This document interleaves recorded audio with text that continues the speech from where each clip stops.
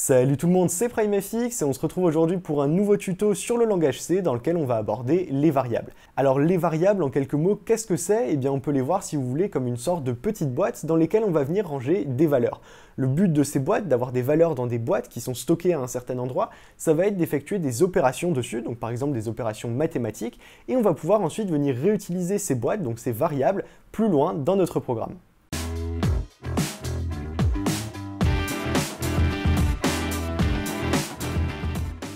Pour ce tuto, je vous propose de partir d'un fichier totalement vide et simplement de venir recréer notre structure de base dans un premier temps, notre structure de base d'un programme C qu'on a vu dans le précédent tuto. Donc pour ça, on va commencer par écrire include, donc la commande préprocesseur et la librairie stdio qui va nous permettre d'afficher des choses dans la console, donc la librairie d'entrée et sortie standard, et on va ensuite créer notre main, donc comme ceci, int main. On n'a toujours besoin de rien au niveau des arguments, donc c'est-à-dire dans les parenthèses qui sont ici, et ensuite on va faire return 0, comme ceci. Donc là, on a vraiment la structure de base de notre programme. On va également afficher une petite chaîne de caractères, donc par exemple printf, et à l'intérieur, on va dire bienvenue dans notre programme, point d'exclamation. Et on va faire également un petit retour à la ligne avec \n, histoire que ce ne soit pas totalement collé au niveau de la console pour l'affichage. On n'oublie pas de sauvegarder, je vais ici venir dans le dossier dans lequel ce fichier est sauvegardé, je vais venir ouvrir ça dans un terminal et on va pouvoir tout de suite compiler pour voir si tout fonctionne correctement. Je vais donc faire gcc variable.c-o et prog par exemple, donc je vais agrandir un petit peu la fenêtre pour que vous puissiez mieux voir, comme ceci, voilà. Et ensuite on va faire /prog pour exécuter tout simplement notre programme et on voit qu'il fonctionne bien. On a donc la base de notre programme et on va pouvoir maintenant commencer à parler des variables. Donc une variable, concrètement, qu'est-ce que c'est? Eh bien c'est simplement une sorte de boîte dans laquelle on va pouvoir stocker une valeur. Pour commencer, eh bien, il va falloir qu'on crée cette boîte en C. On appelle ça faire une déclaration de variable. On va déclarer une boîte qu'on va utiliser pour stocker plus tard une valeur. Pour ça, eh bien, c'est assez simple, il va simplement suffire de préciser le type de notre boîte, puisque les boîtes vont avoir un type en fonction des valeurs qu'elles vont stocker, et lui donner un nom. Et enfin, on va terminer comme chaque instruction en C par un point-virgule. Alors justement, j'avais pas insisté dessus spécialement dans le dernier tuto, sur ce fameux petit point-virgule ici et à cet endroit-là. J'espère que vous n'avez pas eu trop de soucis avec ça, j'en ai pas vu en tout cas dans les commentaires, donc je pense que vous avez bien copié le code. Donc sachez qu'en C, eh bien, chaque instruction va se terminer obligatoirement par un point-virgule. Ça va tout simplement permettre au langage de détecter qu'on est à la fin d'une instruction. Alors pourquoi est-ce qu'il n'y en a pas ici à la fin, par exemple à cet endroit-là? Tout simplement parce qu'ici on est dans un bloc de code qui est délimité par des accolades et donc on n'a pas besoin de ce point-virgule.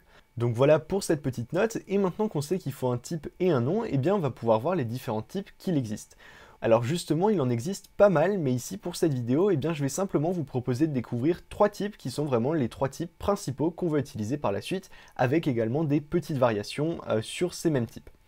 Donc on a le int, qui est tout simplement un type utilisé pour retenir des nombres entiers, pour stocker des nombres entiers. Donc on va dire par exemple ici nombre entier, comme ceci. On va avoir le type float pour stocker des nombres à virgule, des nombres décimaux. Donc on va écrire ici nombre décimal, comme ceci.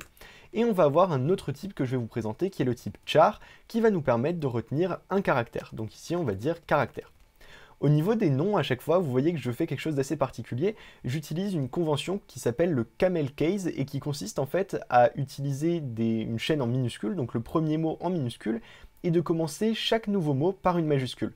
Par exemple, si je voulais écrire salut ça va, eh bien je l'écrirais comme ceci, salut ça va, en commençant chaque nouveau mot par une majuscule. Vous voyez également que je ne mets pas d'accent ici, tout simplement puisqu'on ne peut pas mettre d'accent ou de caractères spéciaux dans des variables en C. Donc au niveau de ces noms de variables, justement, c'est cette convention que j'utilise à titre personnel, mais il y en a une autre qui est également très utilisée et très répandue, qui est d'utiliser des tirets du bas, des underscores si vous voulez, comme ceci, donc par exemple, salut ça tiré du bas va, ou alors nombre décimal qui s'écrirait du coup comme ceci. Alors là, c'est selon vos préférences, vraiment, les deux conventions en C sont totalement utilisées et totalement valables. La seule chose qu'il est vraiment important de retenir, c'est que les noms de variables doivent obligatoirement commencer par une lettre et peuvent contenir également des chiffres ou des tirets du bas, mais par contre tous les autres caractères, donc par exemple, si je veux mettre un E accent aigu, voilà comme ceci, hop, là c'est interdit, on n'a pas le droit d'utiliser ça dans des noms de variables, et surtout pas d'espace également, on ne peut absolument pas écrire quelque chose comme ça. Donc on va revenir à l'exemple. Pour le int ici, je vais écrire nombre entier comme ceci, et nombre décimal, je vais garder cette convention de camel case. Donc ici, on a déclaré nos différents types, les 3 types que je voulais vous présenter pour ce tuto. On a donc ici déclaré 3 variables, une qui va contenir un nombre entier, l'autre un nombre décimal et la dernière un caractère. À présent, il va falloir donner une valeur à ces variables, parce que forcément ici on les déclare, mais ces variables, eh bien, on ne sait pas ce qu'elles contiennent pour l'instant. On sait que la mémoire a été réservée, qu'on a une petite zone dans la mémoire de notre ordinateur qui a été réservée pour ces variables, mais par contre on ne connaît pas ce qu'il y a à l'intérieur. On va par exemple pouvoir dire que nombre entier vaut 42, donc comme ceci, nombre entier égale 42, et vous remarquez ici que je ne précise plus int au début, tout simplement parce que le type doit être précisé uniquement lors de la déclaration de la variable. Ici, nombre entier égale 42, et bien j'affecte simplement la valeur 42 au nombre entier. Donc je vais l'écrire à côté, ici, affectation de 42 à nombre entier. Affectation, c'est assez important, c'est vraiment le terme technique pour dire qu'on donne une valeur à une variable. Vous voyez également ce que j'ai fait ici, ce double slash, eh bien c'est un commentaire en C, et ça va nous permettre d'écrire du code pour avoir des petites notes personnelles ou des notes destinées à d'autres personnes qui vont voir votre code. Pour écrire des commentaires sur plusieurs lignes, on utiliserait plutôt slash étoile, et à la fin de notre commentaire, on mettrait ici étoile slash comme ceci. Donc voilà pour les notations des commentaires, au passage, c'est toujours très pratique. Et ici, on a bien fait notre affectation. On peut également faire une initialisation de variable. Alors une initialisation, qu'est-ce que c'est? C'est tout simplement de préciser une affectation, donc de donner déjà une valeur à la variable dès la déclaration de la variable. Donc ici, on a déclaré nos variables. Par exemple, pour float, je peux dire nombre décimal égale 9.98, comme ceci. Donc on ne met pas de virgule, mais bien des points. Et ici, on a donc affecté directement une valeur dès la déclaration de la variable. On peut tout à fait le faire. De même pour caractère, ici on pourrait le faire directement à cet endroit-là, mais on va le faire un petit peu plus bas, et on va dire caractère, comme ceci, caractère égale, et les caractères en C s'écrivent entre guillemets simples, donc comme ceci, ou alors des apostrophes si vous voulez, et on va écrire par exemple A comme ceci. Donc là, on a fait 3 déclarations de variables, dont une avec initialisation, et ensuite on a fait 2 affectations à cet endroit. On a affecté la valeur 42 à nombre entier, et le caractère A à la variable caractère. Donc là, si je sauvegarde ça et que je reviens ici au niveau du terminal, je peux recompiler le programme, je peux l'exécuter, mais vous voyez qu'il ne se passe absolument rien. Alors pourquoi? Eh bien tout simplement parce qu'ici on a déclaré et donné des valeurs à nos variables, mais par contre on ne les a utilisées à aucun moment. Alors comment les utiliser? Eh bien vous allez voir que c'est pas bien compliqué, en fait il suffit d'utiliser à nouveau printf comme ceci, et de préciser à l'intérieur de ces doubles guillemets ici, de préciser la structure de notre chaîne de caractères, donc la structure de ce qu'on va afficher à l'écran. Par exemple, si je veux afficher un nombre entier, je vais dire un entier, je vais mettre une petite flèche comme ceci, et ensuite, si je veux afficher un nombre entier, eh bien je vais écrire %d comme ceci, donc c'est vraiment une syntaxe qu'il faut respecter obligatoirement. On voit d'ailleurs ici que mon éditeur de code me le met automatiquement dans une autre couleur, pour bien me montrer que c'est un caractère spécial, et ensuite, après ces guillemets, on va mettre une virgule, et on va préciser la variable que l'on veut afficher. Donc un entier ici, eh bien on va afficher la variable nombre entier comme ceci. On peut faire exactement la même chose ici, je vais venir copier-coller la ligne, et on va afficher un décimal, donc comme ceci, décimal, et décimal c'est pas un %d, mais c'est un %f, donc pour float ici, et nombre entier, on va remplacer ça par nombre décimal. Et enfin, on peut faire encore une fois la même chose, mais avec un caractère cette fois-ci, donc un caractère. Et pour caractère, eh bien ce n'est ni D ni F, mais c'est tout simplement %C, comme ceci. Et on va afficher ici caractère. Donc ici, 2 petites choses. La première chose, c'est que j'utilise une notation sans accent, donc c'est-à-dire que décimal, au lieu de l'écrire de cette façon, je l'écris comme ceci. Alors sur mon système, je sais que ça fonctionne avec les accents, mais je vous conseille de les éviter tout simplement parce que ça crée des bugs sur un bon nombre de systèmes au niveau de l'affichage. Donc simplement, voilà, on évite les accents un petit peu partout. La deuxième chose, eh bien, vous allez le voir très rapidement, je vais recompiler et exécuter le code, et on voit que tout s'affiche à la suite. Alors ça s'affiche correctement, mais ça s'affiche à la suite, et c'est pas forcément ce dont on a envie, donc on va venir à chaque fois rajouter des petits \n, comme ceci. Pour afficher plusieurs curseurs et écrire à plusieurs endroits, si jamais dans Visual Studio Code, c'est tout simplement, on clique à un endroit, on appuie sur CTRL, et on peut appuyer n'importe où, et ça nous crée plusieurs curseurs où on peut écrire.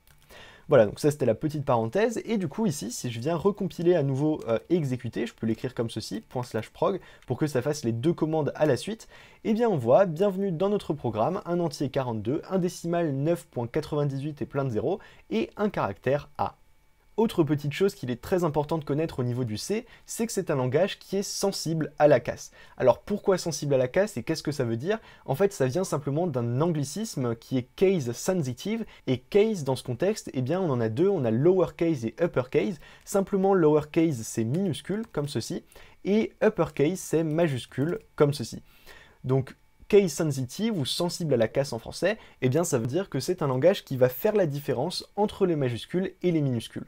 Autrement dit, pour illustrer ça, eh bien si je remplace ici nombre entier par nombre entier comme ceci, ou nombre décimal par nombre décimal, je vais venir exécuter à nouveau, faire la compilation et tenter de lancer le programme, et il va me dire, il y a une erreur ici, nombre entier n'a pas été déclaré, c'est-à-dire que la variable n'a pas été déclarée, il ne la connaît pas, et il nous conseille même, il nous ajoute une petite note en nous proposant la variable avec le E accent majuscule juste ici. Et il fait exactement la même chose pour nombre décimal. Donc voilà, la sensibilité à la casse, elle est à ce niveau-là. Un nom de variable, enfin une variable qui a un certain nom, si vous lui changez une majuscule ou une minuscule, elle est considérée comme une variable différente en C. Donc là, on a créé nos variables, on a pu les afficher également, mais il y a un truc que je voulais vous montrer qui est vraiment extrêmement important et qui est vraiment fondamental en C, c'est que tout au final, absolument tout, quand vous compilez votre code, finit sous la forme de 0 et de 1, ça finit sous forme binaire. La façon qu'on a de voir ça également, et qui est vraiment très intéressante, c'est regarder par exemple ici un caractère. On a un type char, on a un caractère à l'intérieur, qui est le caractère A, mais à votre avis, que va-t-il se passer si j'affiche ici un caractère, donc ma variable caractère, mais plus avec un %C, mais tout simplement un %D. Donc on va le faire comme ceci. Je vais recompiler, exécuter mon programme, et regardez ce qui se passe. Il va m'afficher un caractère, une flèche et 97. Alors ce 97, d'où est-ce qu'il vient? Parce qu'il a une signification, bien sûr, c'est pas quelque chose dans le vide comme ça ou une valeur aléatoire. Ce 97, il vient de ce qu'on appelle la table ASCII, qui est, pour faire simple, une table de relations utilisée en informatique entre les caractères et les nombres entiers. C'est pour ça que si je demande la valeur en nombre entier ici de A, eh bien tout simplement ici il va m'afficher un caractère et le numéro 97. Vous voyez d'ailleurs ici dans la table ASCII que je vous affiche à l'écran que le A correspond bien à 97. Mais on peut également faire ça dans le sens inverse, c'est-à-dire que si j'affiche ici un entier qui a la valeur 42 et que je ne l'affiche plus sous forme de %D mais de %C, à votre avis, toujours avec la table ASCII ici sous les yeux, que va-t-il afficher? Je vais relancer le programme, et bien il va afficher tout simplement le caractère étoile, puisque l'étoile dans la table ASCII correspond bien à l'entier 42. Donc voilà pour cette petite note, pour ce truc qui est vraiment extrêmement important, je trouve, de connaître. Et là, vous allez me dire, mais du coup, si tout est stocké sous forme d'entier, pourquoi est-ce qu'on ne peut pas utiliser soit char, soit int, l'un des deux, de manière générique, et pourquoi est-ce qu'on doit faire la différence entre char et int? Quand on déclare une variable, en fait, celle-ci va réserver un petit bout de mémoire de notre ordinateur, et le bout de mémoire, la taille de ce bout de mémoire va varier en fonction du type. Par exemple, pour un type char, eh bien, on va avoir un bout de mémoire de un seul octet qui va être réservé, donc ce qui correspond à 8 bits. Plus concrètement, eh bien, ça veut dire qu'on aura le droit d'utiliser des valeurs à l'intérieur qui vont de -128 à 127. Alors ici, on voit qu'on a une valeur signée avec un signe moins devant et une valeur positive à cet endroit-là. Sachez qu'on a également un petit mot-clé qui est unsigned, donc comme ceci, unsigned, et qui va nous permettre d'éviter le signe, et donc cette fois-ci on n'aura plus de valeur négative autorisée, mais on va aller de 0 à 255, ce qui va nous permettre de faire le tour de la table ASCII. Donc voilà pour cette petite subtilité, ce unsigned ici, et puis le fait d'avoir des différences entre une valeur signée ou non signée, le nombre de bits qui sont réservés, etc. C'est un petit peu plus compliqué déjà, mais en tout cas, ce qu'il faut bien comprendre, c'est que si on utilise soit un int, soit un char, c'est que ça a une importance, et si on sait qu'on va stocker un nombre entier qui est relativement petit, eh bien il est assez courant au final d'utiliser un char à la place d'un int. Donc voilà pour cet exemple, je vais revenir ici mettre un %D et un %C, comme ceci. Je vais venir recompiler le programme et on voit bien qu'on a à nouveau 42, 9.98 et A.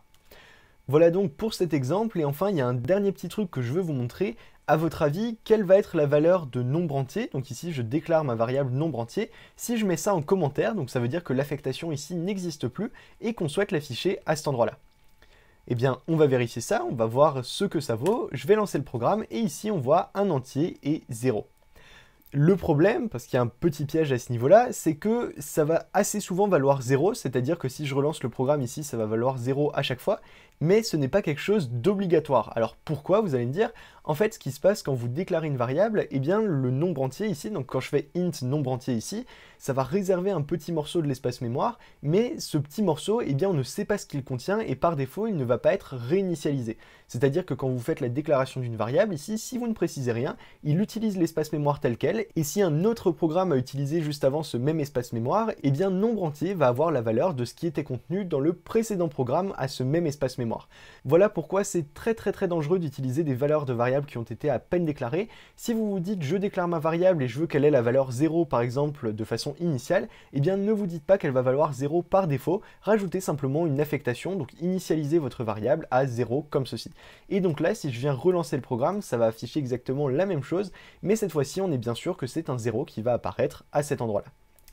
Donc les variables, du coup, on sait maintenant comment les créer, on connaît également leurs petites subtilités et les pièges à éviter, mais bien sûr, elles vont nous servir également par la suite à varier, puisque c'est dans le nom, une variable peut varier, c'est-à-dire qu'on va pouvoir faire des opérations dessus, donc par exemple, ajouter des valeurs, retirer des valeurs, faire des opérations arithmétiques, faire des opérations également de contrôle pour vérifier ce qu'une variable contient, etc. Il y a beaucoup de choses qu'on va pouvoir faire avec ces variables, mais pour l'instant, le but de ce tuto, c'était uniquement de vous montrer comment elles fonctionnent et comment les utiliser correctement. Je rappelle encore une fois qu'il existe beaucoup de types, on en a vu 3 qui sont vraiment les principaux et qui vous présentent une utilisation vraiment large des variables, mais bien sûr, encore une fois, sachez qu'il existe d'autres types qu'on verra par la suite. Sachez également que vous pouvez tout à fait utiliser plusieurs variables ici dans un seul printf. Par exemple, je peux faire ici printf, le caractère comme ceci, le caractère %c à la valeur %d comme ceci, et je vais pouvoir préciser leur valeur, donc je vais mettre un petit retour à la ligne, et je vais dire caractère, le caractère %c comme ceci, à la valeur %d qui va de nouveau être la variable caractère. Donc on a 2 fois caractère ici, mais ça pourrait très bien être n'importe quelle autre variable, et donc ici ça va simplement utiliser le remplacement dans l'ordre, donc %c va être remplacé par le premier caractère, et %d va être remplacé également par cette variable caractère, mais la deuxième qui est juste ici. Si j'enregistre et que je viens compiler le code, et bien ici on voit bien le caractère A à la valeur 97. Voilà donc pour ce tuto, j'espère qu'il vous a plu, je vous invite vraiment à vous entraîner à déclarer des variables, les initialiser, affecter des valeurs, les afficher également de cette façon, regardez, faire des tests tout simplement, si vous avez un doute sur quelque chose, faites un test, regardez ce que ça donne au niveau de l'exécution. On est à un niveau en C qui est vraiment très simple, on est au début de l'apprentissage du C, et donc je pense que c'est une bonne chose de vous habituer vraiment dès le début à faire des vérifications et des tests par vous-même, histoire de voir ce que ça va concrètement donner si vous avez un doute sur telle ou telle chose. Je vous rappelle également que le code du tuto qu'on a vu ici est disponible sur primefx.com, je vous mets un lien dans la description, et qu'il y a également des exercices interactifs que vous pouvez faire pour vous entraîner directement avec ce qu'on a vu dans le tuto, donc du code à compléter et des QCM notamment. Donc je vous mets également ça bien sûr dans la description, et sur ce, eh bien j'espère que ce tuto vous a plu. Si c'est le cas, je vous invite à mettre un petit pouce bleu et à vous abonner pour ne pas rater les prochains, et sur ce, je vous dis à très bientôt pour de prochaines vidéos.